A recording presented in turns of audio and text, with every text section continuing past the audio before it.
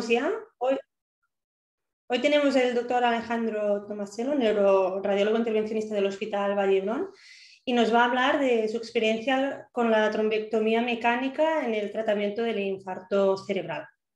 Cuando quieras. Perfecto. Muchas gracias por la invitación. Encantado de estar aquí y compartir este momento con vosotros.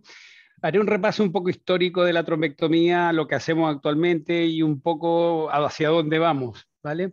Primero, para la gente que tiene menos contacto con el intervencionismo, es por qué existe la trombectomía. Básicamente, hasta antes de 2014, digamos que se instauró la trombectomía como tal, digamos, a finales de 2014, estamos hablando de años anteriores.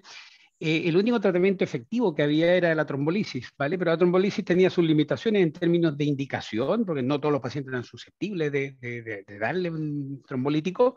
Y por otra parte, en este gráfico podemos ver la probabilidad de recanalización y abajo, en la horizontal, podemos ver el tamaño del trombo. Pero tiene un problema en la trombolisis, digamos, y es que en la medida que el trombo crece, el efecto del medicamento disminuye, decrece, como podemos ver que en este, digamos, modelo, en 8 milímetros, el trombo de 8 milímetros, tenías una tasa de recanalización menor del 10%.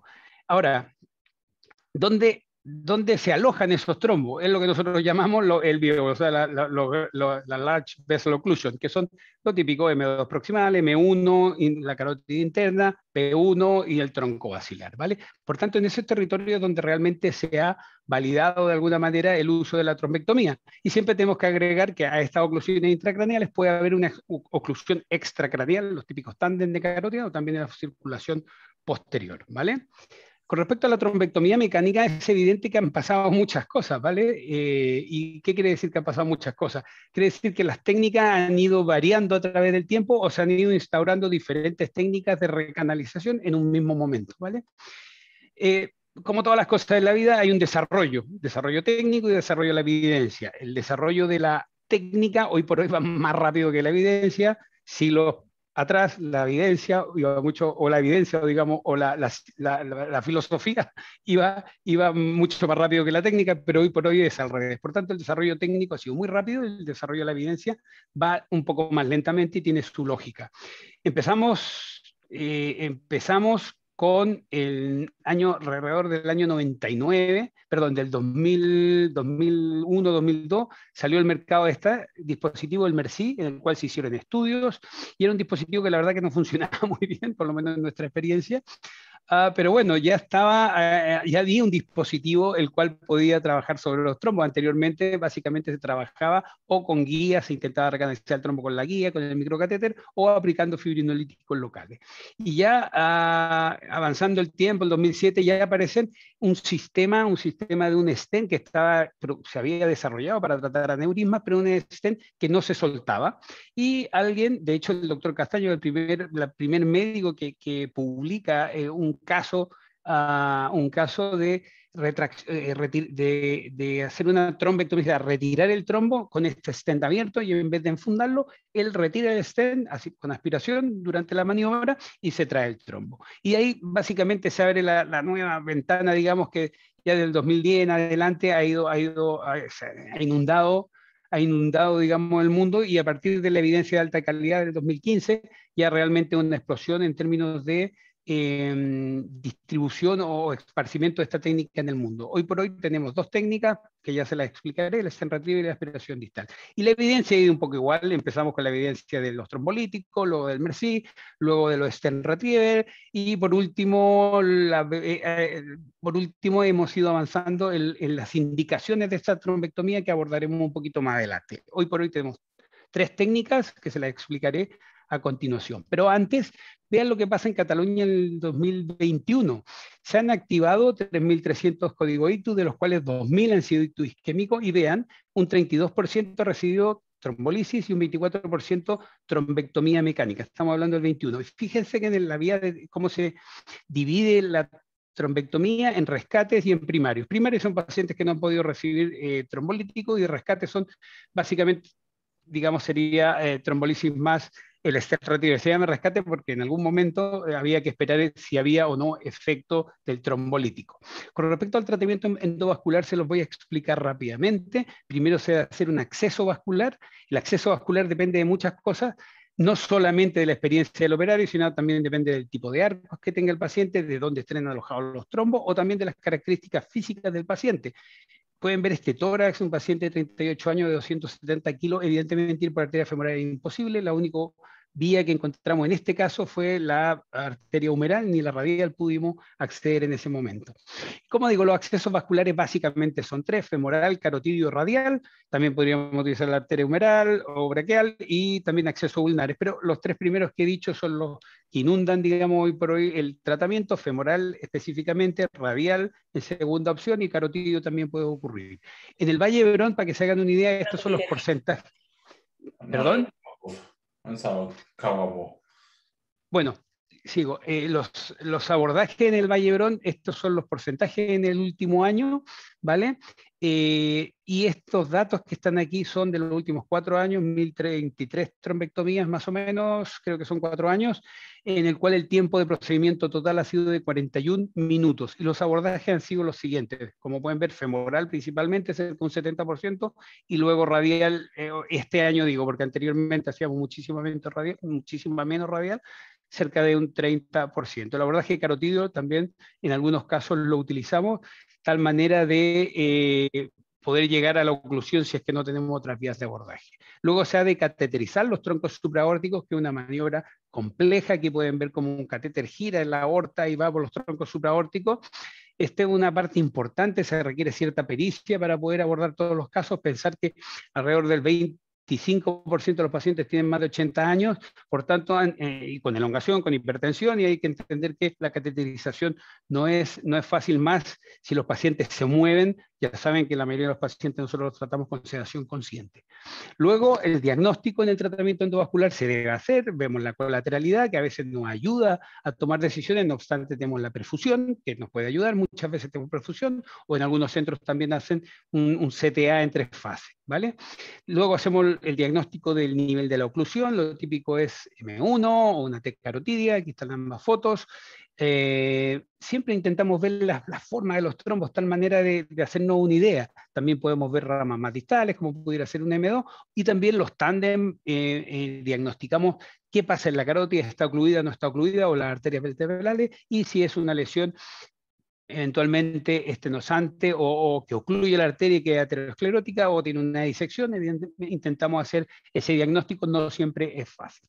Con respecto a la trombectomía, básicamente hay 2 técnicas que comenzaron relativamente juntos: el stent retriever más aspiración proximal, que ahora se las enseñaré, o la técnica DAP, que la técnica DAP básicamente es aspiración, y si es aspiración directa en 1, 2 o 3 espacios, los que tú creas conveniente, no te funciona, haces el salto hacia otra técnica, que eventualmente es stent retriever. Pero básicamente están el stent retriever y la aspiración directa sobre el trombo.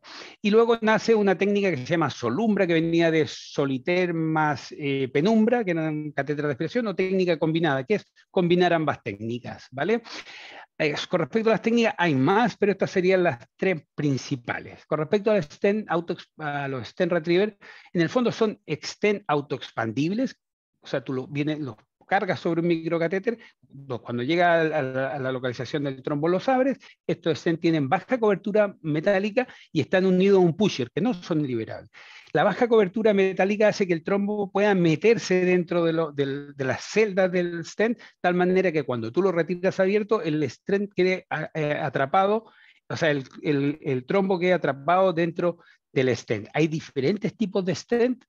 Estos diferentes tipos de stent, hay algunos que son muy similares y hay otros que están más enfocados hacia trombos de diferente consistencia. Los trombos que son más ricos en fibrina son más duros y habitualmente son más difíciles de sacar de un paciente. Corresponden más o menos probablemente a un 20%, y hay stent que están más enfocados hacia trombos más duros. Pero los stent retriever habitualmente van a trabajar si el trombo se integra en el stent retriever, ¿vale? Como podemos ver aquí, fíjense en la parte distal donde están las flechas verdes, como trombo es una serie con un stent retriever abierto, ahí hay un trombo y podemos ver que pasa cierto grado de contraste. Eso a nosotros nos indica que hay un cierto grado de integración y que probablemente la trombectomía va a funcionar. La integración del trombo, el scalloping a veces también llamamos, del trombo dentro del stent, que sería otro signo, es un predictor positivo de que la trombectomía será efectiva.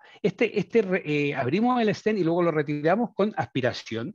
Habitualmente utilizamos la técnica más antigua, digamos, que todavía muchos hospitales se utiliza porque es la más probada y la que hoy por hoy hay más evidencia detrás, sería utilizar un catéter balón en la carótida con tal de hacer un arresto de flujo proximal y durante la trombectomía, o sea, cuando retiras el stent abierto, aplicar aspiración a través de este catéter. Aquí pueden ver, el catéter está arriba y podemos ver el catéter hinchado a nivel proximal, cervical, y cuando tú traccionas, te traes el stent y haces la aspiración. Aquí lo podemos ver en el momento, en la foto a la derecha, podemos ver cómo el catéter ha subido, porque nosotros estamos tirando el stent retriever, el cual está entrando dentro del catéter en ese momento. Luego tendríamos la técnica DAP, que es una técnica de aspiración. Tú subes tu catéter, contactas con el trombo y a través de una bomba o una jeringa generas una aspiración, la dejas un tiempo ahí intentando que integre el trombo dentro del catéter y luego retiras tu catéter con tal de traerte todo el trombo, ¿vale? Y luego, este sería un caso típico, tronco basilar, tercio medio. Como pueden ver en la foto a la derecha, hemos subido el catéter hasta estar en contacto con el trombo, aplicamos la aspiración y se produce la recanalización en un porcentaje importante de los casos. Tiene gracia que es bastante rápida, no duele. Ahora la efectividad, esto depende, hay varias escuelas. Lo que está así realmente probado es que parece ser que trabaja un poquito mejor sobre los trombos que son más ricos en fibrina. Y luego tenemos la técnica combinada, que básicamente es ambas técnicas. Utilizamos un stent retriever, ¿vale? Y además la aspiración, pero la aspiración la producimos en contacto con el trombo, ¿vale? Como pueden ver en la foto a la derecha, hay un catéter que está pasando un trombo donde se colocará un stent retriever, pero el catéter verde que ven es un catéter de aspiración y que se hace eso conjuntamente. La idea es atrapar el trombo entre el catéter de aspiración y el stent retriever. Aquí hay un caso, una oclusión de M1. Pueden ver como nosotros en la foto a la derecha hay un stent retriever abierto, aunque no se ve muy bien. Y luego subimos el catéter de aspiración, aquí en la foto pueden ver, aquí estaría el stent retriever, y luego el catéter de aspiración estaría aquí, en contacto con la parte proximal del stent y del trombo probablemente. Aplicamos aspiración desde el catéter distal y luego nos traemos todo conjuntamente, o a veces, como en este caso, podemos retirar el stent dentro del catéter de aspiración y mantener el sitio, el catéter de aspiración, por si queremos volver a realizar la trombectomía. En este caso mantuvimos el catéter de aspiración en el sitio, quitamos el stent retriever y se produjo la recanalización. Esto fue el primer pase. Luego, si me preguntan, podemos hablar de en qué caso y cuál es la utilización de cada una de esas técnicas, y hay más para vasos distales, pero estas serían las tres principales. ¿Cuáles serían los objetivos de la trombectomía? Son evidentes, ¿no? Realizar la recanalización lo mejor posible, pero en el fondo es tener el mejor outcome posible a los 90 días, ¿no es cierto? No obstante, hay que tener en cuenta ciertas cosas que avanzaremos durante la charla, pero en realidad cuando tú hablas del outcome hay más factores que importan. ¿Me explico? ¿No? ¿Por qué? Porque tiene que ver con las indicaciones, el tiempo que están recibiendo los pacientes. Ahora, cuando hablamos de la técnica en sí, ponemos el foco en la técnica en sí, yo creo que los objetivos de la trombectomía es las recanalizaciones con la mejor calidad posible, o sea, abrir lo más posible. Eso utilizamos una escala que se llama TISI o TIKI, ¿vale? Que va de 0 a 3. 3 sería recanalización total, por tanto, objetivo recanalización total lo más rápido posible y con ausencia de complicaciones. Esos serían los objetivos principales de la trombectomía. Ahora, poniéndonos un escenario en el cual las indicaciones, algunas son muy claras, pero otras, el escenario son más abiertas, digamos, porque no hay evidencia de altísima calidad para todo, tenemos que pensar lo siguiente.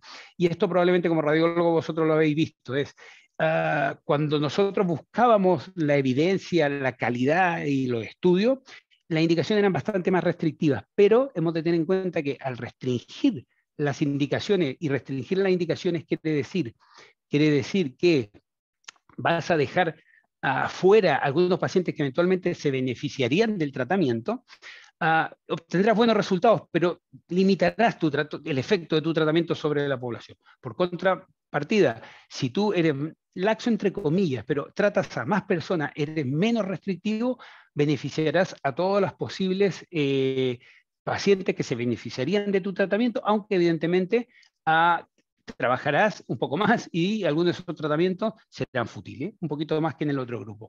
Por tanto, el paradigma ha cambiado ahora. Hemos pasado de intentar tener buena calidad de evidencia y progresivamente los hospitales se han movido a intentar beneficiar a la mayor cantidad de pacientes posible, ¿vale? Hay que entender, desde el punto de vista histórico, que las indicaciones de la trombectomía, cuando empezamos con Rebascat y todos estos estudios, quieras o no, venían muy vinculadas a lo que era el uso del TPA, ¿vale? Y el uso del TPA tenía unas indicaciones, unas limitaciones evidentes, y cuando comenzamos con la trombectomía, evidentemente tenemos unas indicaciones más restrictivas. Pero ¿qué está pasando en este tiempo? Y también lo habréis vivido vosotros, en la medida que va avanzando el tiempo, nosotros vamos intentando encontrar el límite del efecto de la trombectomía, y en eso estamos ahora. Ramas distales, los NIH, ventanas extendidas, todo eso es lo que se está haciendo ahora, y esto hay que tratar de comprenderlo desde el punto de vista del no operario, digamos. No me refiero al neurólogo vascular ni al intervencionista, sino al resto del mundo. A veces dicen, oye, pero esta gente, ¿por qué cambia o por qué ahora hace esto? Y es básicamente estamos ampliando el límite de la indicación de la trombectomía. En el 2015, a comienzos, a finales de 2014, aparecen estos 5 grandes estudios publicados en el New England, Rebascat se hizo en Cataluña, eso lo sabéis, la mayoría de la gente lo sabe, los cuales aportaron la evidencia de mayor calidad frente a la trombectomía, y esto es lo que genera como la base para poder desarrollar todo lo que estamos haciendo hoy por hoy. El Hermes es un grupo en el cual se analizan estos 5 estudios, un metaanálisis, ¿vale? Y lo increíble del primer paper que publicó el grupo Hermes es cómo podemos ver que el efecto de la trombectomía en los diferentes grupos, ya sea de edad, de aspecto, de TPA o no, de la localización, siempre es en favor de la trombectomía. No necesariamente estadísticamente necesario, pero es muy, muy potente el efecto de la trombectomía. Y esto explica, por ejemplo, que tratemos pacientes de mayores de 80 años, y explica muchas cosas de los cuales en ese momento, aunque no se pudo probar, apunta que iba hacia allí, ¿vale? Probablemente porque faltaba N o por lo que fuese, pero apunta que se vaya allí, y ahora estamos viendo un proceso en el cual la trombectomía está intentando encontrar este límite. Evidentemente, tenemos una guidelines, la guidelines, ya saben, trabajan con la calidad de la evidencia, la fuerza de las recomendaciones, y evidentemente nosotros también tenemos nuestras guidelines, y la fuerza de recomendaciones, ya saben, es algo, tiene que ver con el beneficio o el daño de la recomendación, ¿vale? Y también la calidad de la evidencia de los estudios que hay detrás, ¿vale? Lo máximo sería, ya saben, un metaanálisis de estudios randomizados, aleatorizados, de alta calidad, ¿vale? Y esto es lo que tenemos con Hermes, y esto es lo que tenemos en la indicación de trombectomía, máxima calidad, 1A, en estas indicaciones, que serían pacientes con un índice de independencia, un ranking 0,1, oclusiones proximales, mayor de 18 años, NIH mayor o igual a 6, aspect mayor o igual a 6, y 6 horas. Aunque uno lo Hermes, como Rebascat y algún otro estudio iban a más de 6 horas, vieron que el efecto positivo iba hasta 7,3 horas, en los primeros estudios me refiero, ¿vale? Entonces, estas serían las indicaciones de alta calidad, pero no se olviden de ese estudio de Hermes, en el cual en otras áreas demuestra que un efecto positivo no estadísticamente significativo, ¿vale? Por tanto, eso es lo que estamos estudiando y es lo que estamos viviendo en el día a día hoy por hoy. Un buen ejemplo es que el Diffuse 3 y el DON tienen una recomendación de alta calidad máxima en tratamientos de 6 a 16 horas y 16 a 24 un poco menos, porque hay solamente un estudio, pero ya vieron un efecto de la trombectomía en este grupo de pacientes entre 6 y 24 horas. Por tanto, hoy por hoy, en base a los criterios de inclusión, es una indicación, ¿vale? Esto también está cambiando porque los criterios de inclusión en este grupo horario también de a poco iremos flexibilizándolo, y ya lo verán. Y hay otra cosa importante, la tan extendida, que hemos de entender.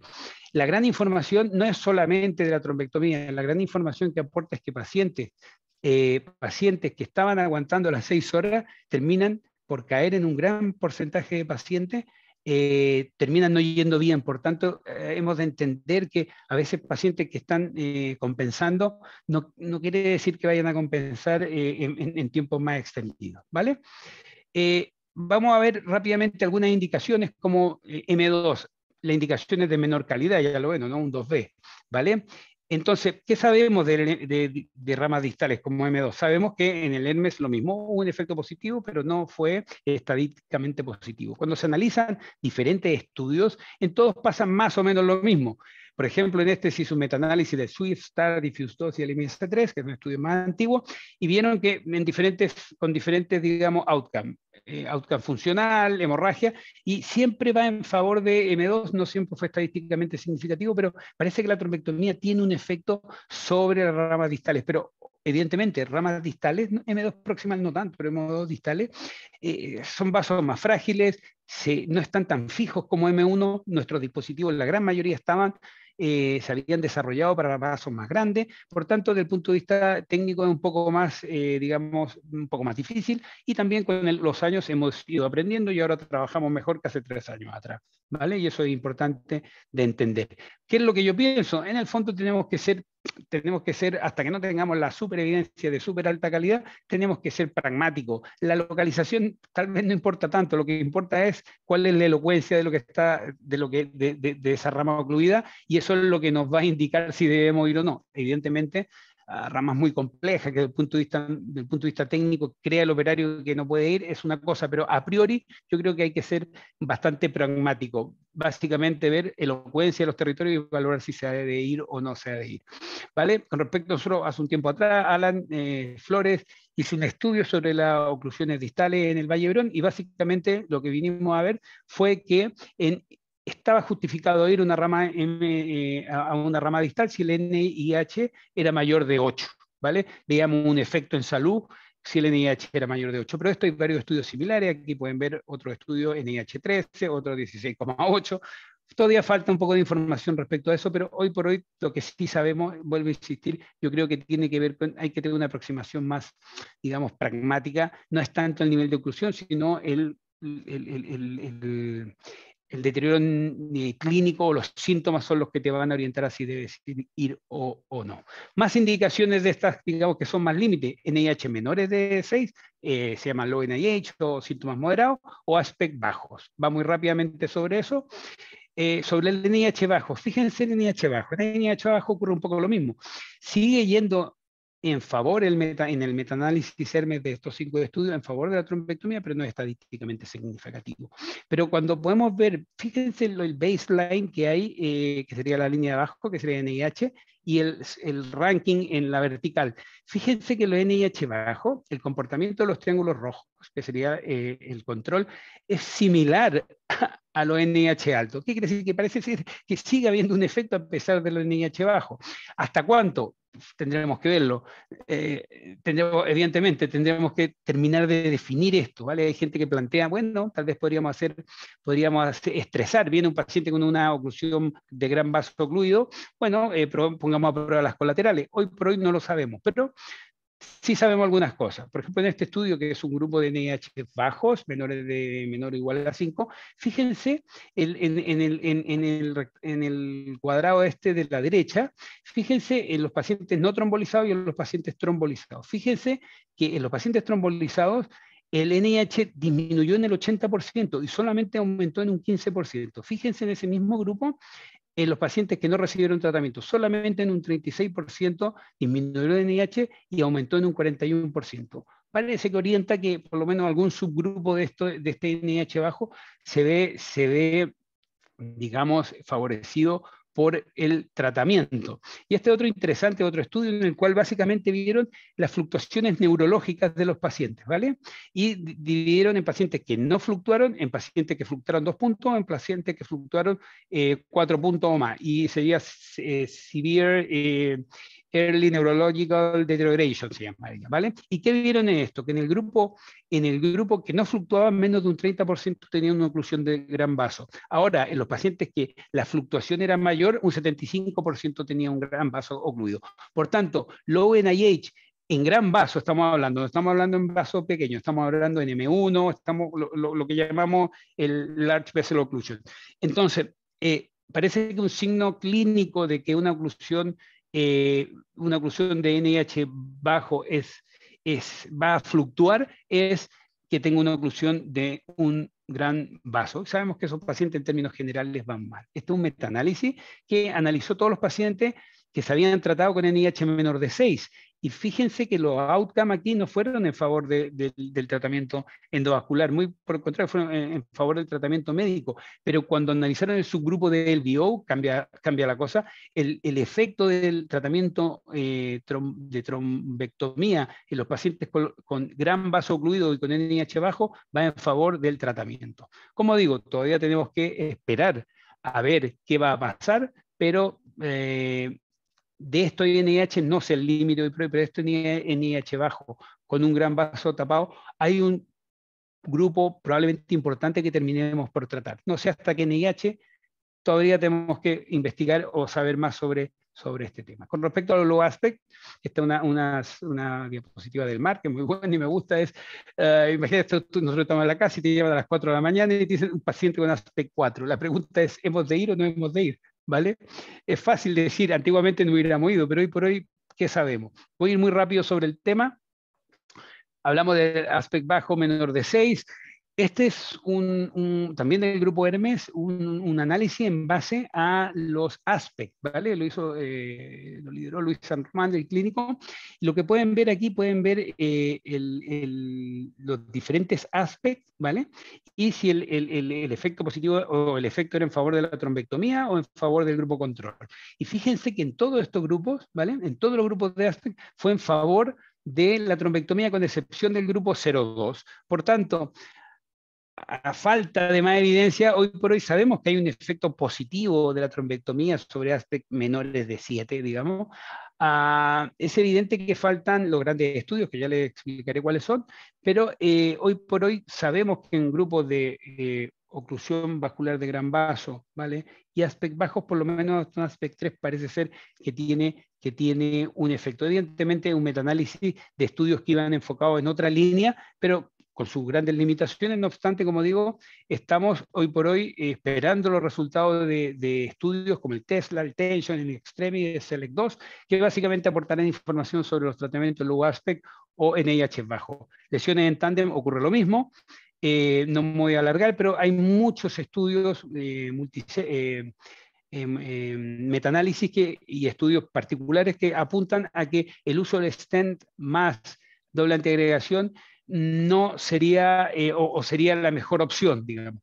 Evidentemente hay que entender que la mayoría de los pacientes que reciben nuestros hospitales tienen un aspecto bueno, ¿vale? Por tanto, en ese grupo de pacientes probablemente la mejor estrategia sea estentar la carótida y digamos, y antiagregarlo. No obstante, todavía queda el grupo de low aspect, cuál es el mejor tratamiento, cómo vamos a manejar la antiagregación, todavía falta definir esta estrategia. Y para terminar, le hablaré un poquito del directo a sala.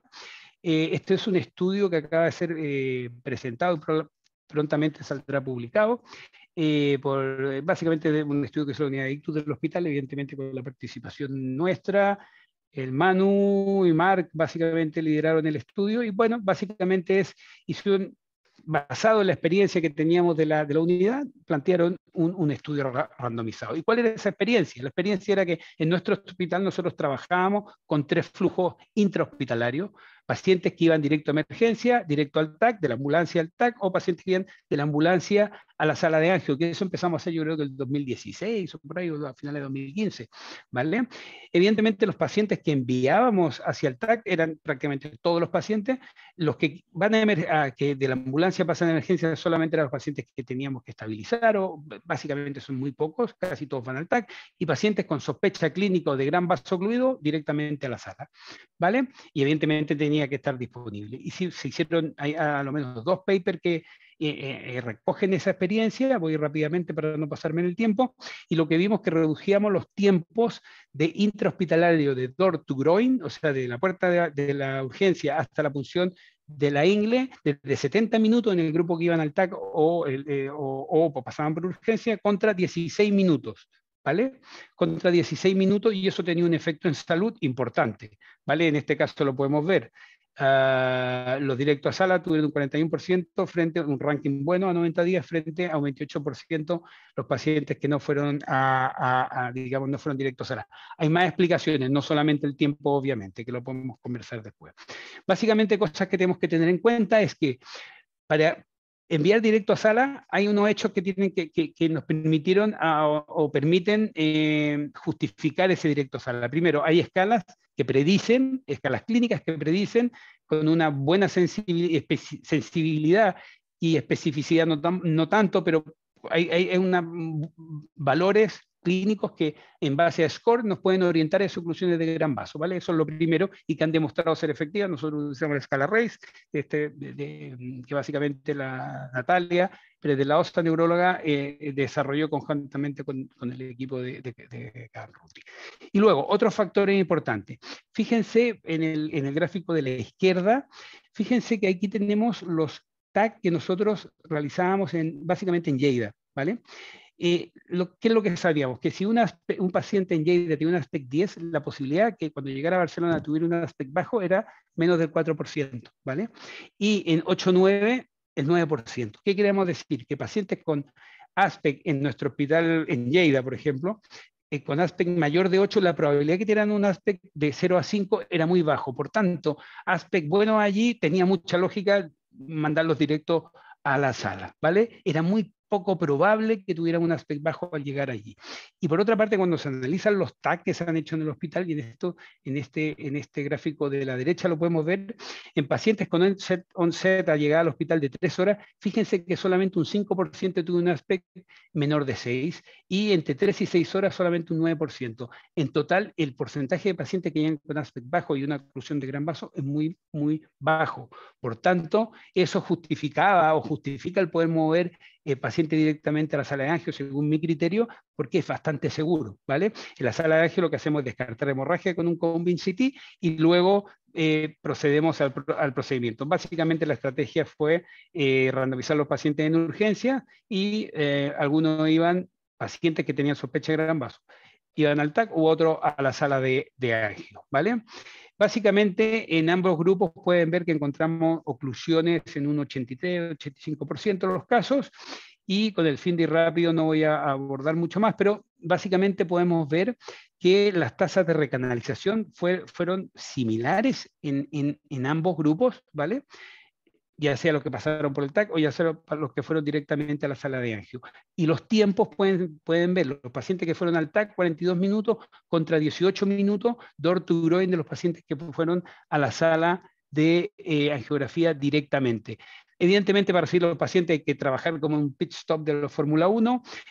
Tenemos todo preparado para poder recibir los pacientes desde la ambulancia a la sala. Hay que desvestirlos y hay que poner las vías. Hay que hacer, bueno, traen vías desde el CEN, pero evidentemente hay que asegurarse de que todo funcione, el tema de anestesia, pero bueno, tenemos un equipo que hemos trabajado con ellos esto y logramos hacer digamos, un lanzamiento del procedimiento muy, muy rápido, en menos de 7, 8 minutos ya estamos trabajando.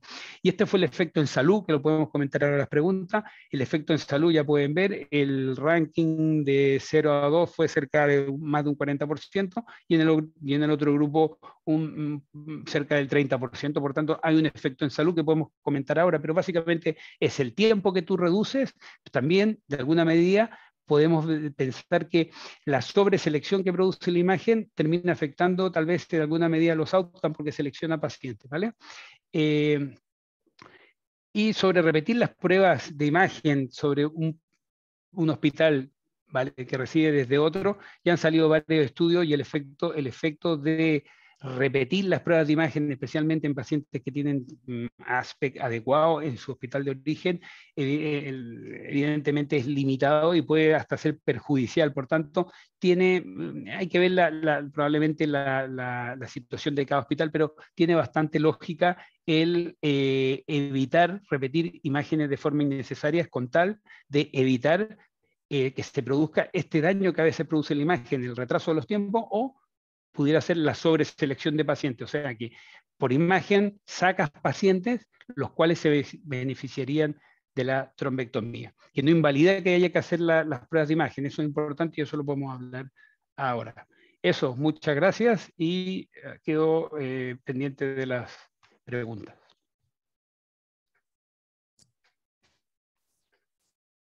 Muchas gracias, Alejandro, por tu excelente charla. La verdad es muy interesante la evolución que ha ido siguiendo, ¿no?, la trombectomía. Vamos a hacer unas preguntas. A ver si las encuentro. Muy bien. El doctor Pedraza tiene varias preguntas y nos comenta, bueno, lo que está escrito de las diferentes oclusiones, sobre todo en M2, que hay subgrupos, ¿no? Y pregunta, ¿cuál es tu recomendación sobre el manejo de los diferentes tipos de oclusiones de M2? O sea, la división superior e inferior. técnicamente. Bueno, sí, básicamente vuelvo a insistir, es difícil porque también depende de la experiencia de los operarios, ¿vale? La división posterior suele ser más fácil de tratar porque suele ser más grande y suele ser más recta, ¿vale? La división anterior suele ser un poco más compleja porque va en curva y porque suele ser más pequeña, ¿vale? Por tanto, yo creo que aquí siempre hay que poner como un gráfico, riesgo y beneficio, y hay que jugar en ese gráfico. No hay una respuesta única, tiene que ver también con la experiencia del operario, ¿vale? Cuando tú llevas, no sé, 30 años, 20 años trabajando, evidentemente tu experiencia es mayor de alguien que está empezando y probablemente eres capaz de hacer tratamientos con garantías que tal vez una persona que empieza no. Sobre las técnicas se están, digamos, asentando ciertas técnicas, no una única técnica para ir a ramas distales, pero sí se están asentando ciertas técnicas que básicamente tiene que ver con limitar los riesgos del abordaje, digamos, de llegar a ese punto que no sea de riesgo y luego limitar el riesgo cuando tú generas la trombectomía, la tracción de estos vasos puede producir daño, ¿vale? Por tanto, hay una técnica que se llama mini pinning o es como un trapping, yo creo que es un poco técnico, también de aspiración de ramas distales también podría ser otra opción y cada centro de alguna manera va desarrollando esa técnica específica, ¿vale? Muy bien, otra pregunta sobre la inteligencia artificial en el manejo del ictus. En tu experiencia, ¿estas herramientas son fiables en la valoración de la presencia de penumbra y para sugerir el manejo terapéutico de los pacientes con infarto? Yo creo que, desde el punto de vista, la inteligencia artificial hoy por hoy se ha de entender dentro del proceso, acelera los procesos, es una información que la tenemos disponible en mucha cantidad de gente en el mismo momento, muy rápido, no varía, no sé cómo explicarlo, es excelente. No obstante, hoy por hoy requiere que se valide eso y evidentemente el rol del radiólogo, como lo veo yo creo que de alguna manera tiene que haber una validación de eso y por otra parte tiene que haber una lectura de calidad, porque no solamente importa la perfusión y validar que esté bien, sino importa muchas otras más cosas que la inteligencia artificial hoy por hoy no da. Por tanto, yo creo que el mejor escenario es trabajar con la inteligencia artificial y con los radiólogos, siendo que radiología aporte la calidad, la validación y la calidad, ¿vale?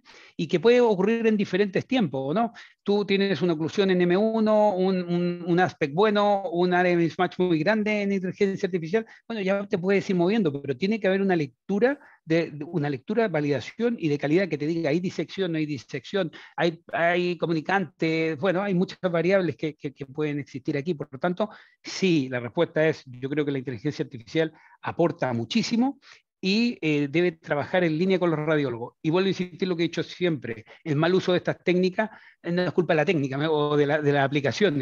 Hay mal uso que se pueden dar, pero no creo que eso valide o invalide la técnica como sí. Por tanto, bien utilizado y entendiéndola correctamente, por supuesto que es útil. Vale, otra pregunta que más o menos has comentado es el manejo directo del paciente a la sala de angio. En los angiógrafos actuales hay sistemas de TC que pueden realizar TC basal, angiotac y también perfusión. En tu experiencia, ¿el TC multimodal generado en la sala de angio es igual de fiable que el que realizamos en la sala de TAC? No. De hecho, hoy por hoy la perfusión que se hace en las salas de angio varía dependiendo de la marca de la máquina, digamos.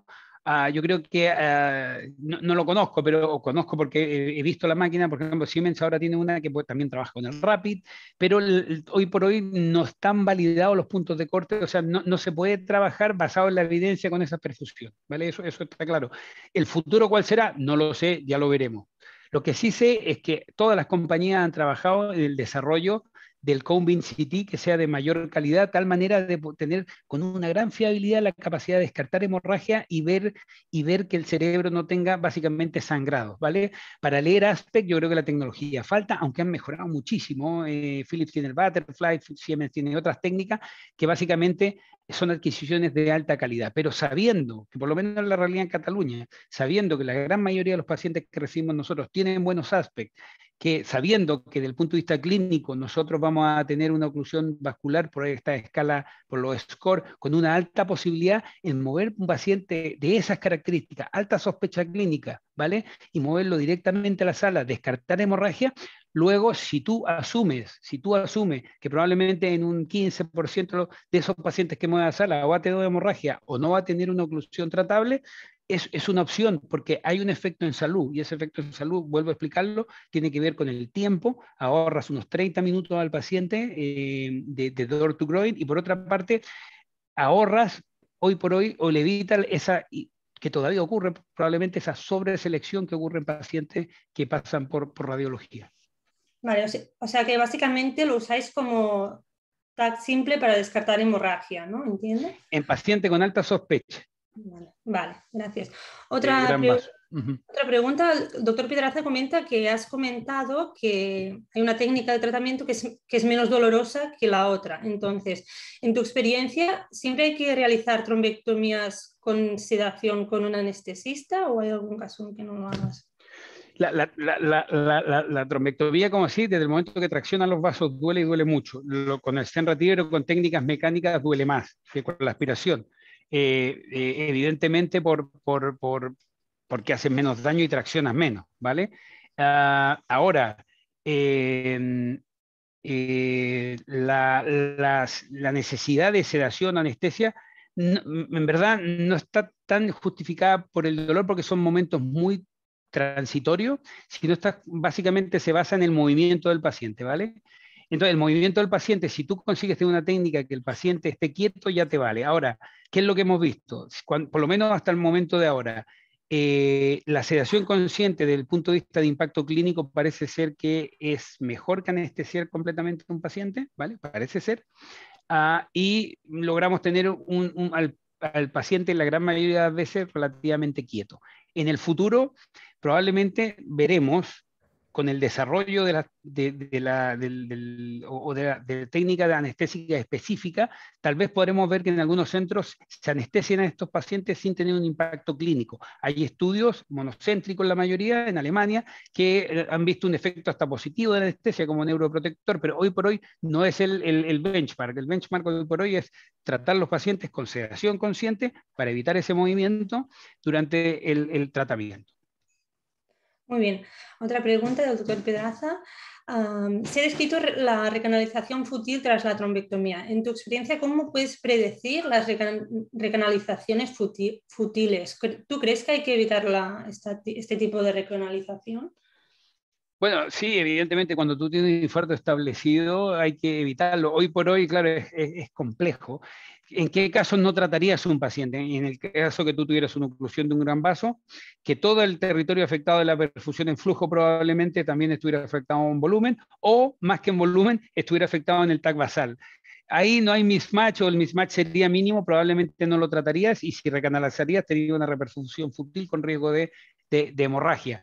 Ahora, he de ser sincero, en los grandes vasos ocluidos, la gran mayoría de los pacientes que llegan al hospital, no sé si todos, pero la gran mayoría tienen territorio rescatable. Ahora, ¿hasta cuánto? Son estos estudios que nos dirán hasta cuánto tenemos que seguir tratando. Hoy por hoy intentamos incluir a la mayor cantidad de pacientes que llegan. Y las imágenes las utilizamos, a diferencia de antes lo utilizamos para excluir pacientes. Créeme que hoy por hoy las imágenes las utilizamos al revés, tratando de incluir pacientes. ¿Por qué? Porque sabemos que hoy por hoy el límite del efecto de la trombectomía no lo tenemos del todo claro, ¿vale? Ya el futuro nos pondrá en nuestro sitio con los estudios de mayor evidencia. Vale. Otra pregunta de Jordi Aguilera, que creo que más o menos has contestado. Pregunta, cuando el paciente entra directo en sala, ¿se le hace TAC con angiógrafo antes del inicio de la intervención? Sí. Sí, se hace. La gran mayoría de veces se hace obviamente con el fin de descartar hemorragia. Y hay unas pequeñas técnicas que utilizamos en los angiógrafos nuevos, pero pocos sitios lo tienen, pero los angiógrafos nuevos con la nueva adquisición, digamos, probablemente no sea necesario. Nosotros ahora recién tenemos el Butterfly, pero hasta la fecha lo que hacíamos básicamente era poner una posición de la cabeza específica y hacíamos calibraciones largas de la máquina durante todos los días.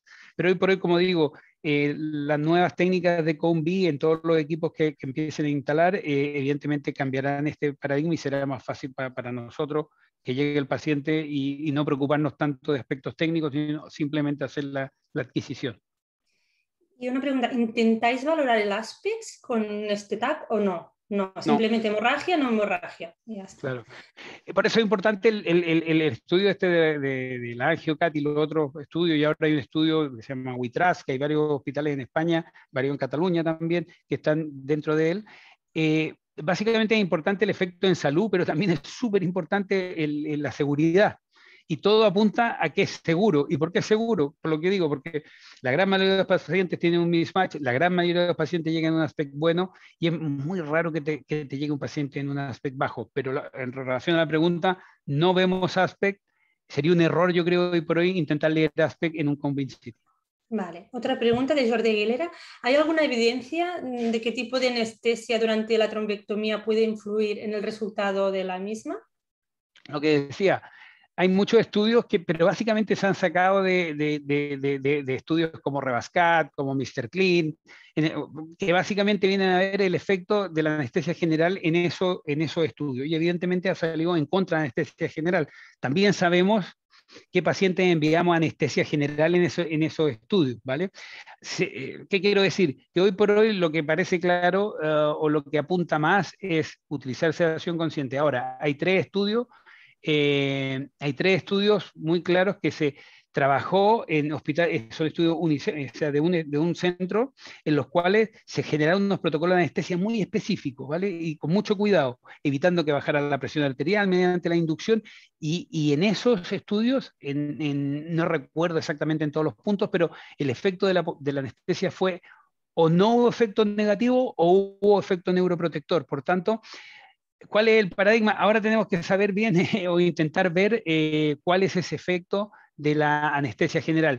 ¿Cuál sería lo ideal para nosotros? Anestesia general, obviamente. Sería lo ideal poder trabajar con un paciente quieto. Y se hace más evidente, por ejemplo, cuando tú trabajas sobre un paciente con un NIH bajo y una oclusión distal, o un paciente joven. Evidentemente quieren las mejores circunstancias para evitar complicaciones. Por tanto, hoy por hoy todavía tenemos que ver cuál es el balance. No obstante, si nos ceñimos a lo que hay, parece ser que hemos de seguir trabajando con sedación consciente. Ya veremos en el futuro. También hay estudios que están en marcha un poco para resolver esta duda. Muy bien.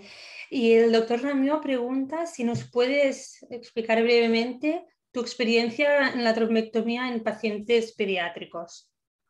No sé. Pacientes pediátricos, nosotros evidentemente somos un centro de referencia en pacientes pediátricos, ¿vale?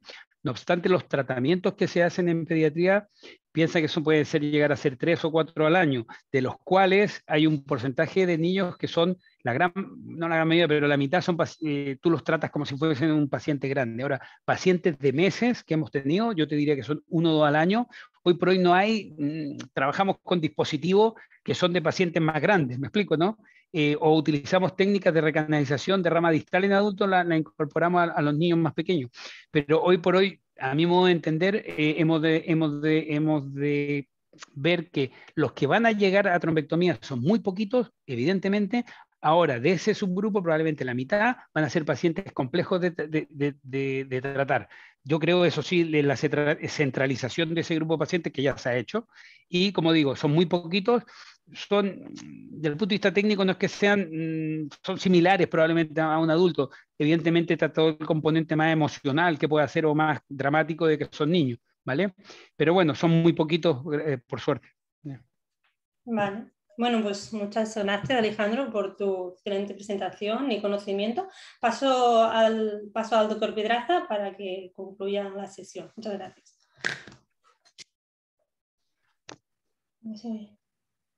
Salva. Salva, no se oye. Sí, gracias, Gemma, por tu moderación perfecta, y Alejandro, ha sido magistral tu presentación. Y yo, si tuviera que para hacer un resumen para la audiencia, hemos aprendido cambio y prudencia. Nos has dicho, hombre, hay un cambio en los tratamientos. Oye, la anestesia quizás hay opciones. Oye, NIH bajo, seamos prudentes. Aspect bajo, hombre, no excluyamos a algún paciente. La perfusión, hombre, tened cuidado porque no todo a balancear con el aspect. Y después al final has dicho, hombre, quizás hay que valorar hacer directamente la sala de angio. Por lo tanto, nos has dicho que vamos avanzando, que vamos cambiando, nos has dicho que hay papers nuevos que saldrán, o sea que seguro que tenemos que contar contigo de aquí a un tiempo para que nos vuelvas a decir todos estos retos cómo van. Otro. O sea que, Sí, o sea que da gusto como, es como un tren en marcha a toda velocidad, o sea, no paramos. O sea que, sí. muy bien. No sé si tienes alguna pregunta, comentario final para la audiencia, Alejandro. Sí, yo creo que simplemente muy rápido es decir que este tren que va como tan rápido no debe hacer que grupos como radiología, que a veces en una guardia tienen muchas más cosas que hacer, desvincularse de esto. Hay que estar muy vinculados. ¿Me explico? Entender lo que hay y ser partícipe de esto, porque la verdad es que yo creo que en la vida pocas veces uno tiene la oportunidad de estar, digamos, trabajando en algo con un efecto en salud tan claro. ¿Me explico? ¿No? Es súper importante. Y la inteligencia artificial, como yo creo que no hay que sentir que luchas contra ella, hay que incorporarlo y que sea un arma más en favor al final de los pacientes. Perfecto, muchas gracias, Alejandro. Sin más, dejamos la sesión. Solo recordar a la audiencia que mañana tenemos una sesión del doctor Stanis Arana del IVO, Instituto Valenciano de Oncología, que nos hablará de columna metastásica, clasificación, lo que el radiólogo debe saber. Muchas gracias a todos, que tengan un buen día. Estamos en contacto. Hasta mañana. Hasta luego, chao. Adiós.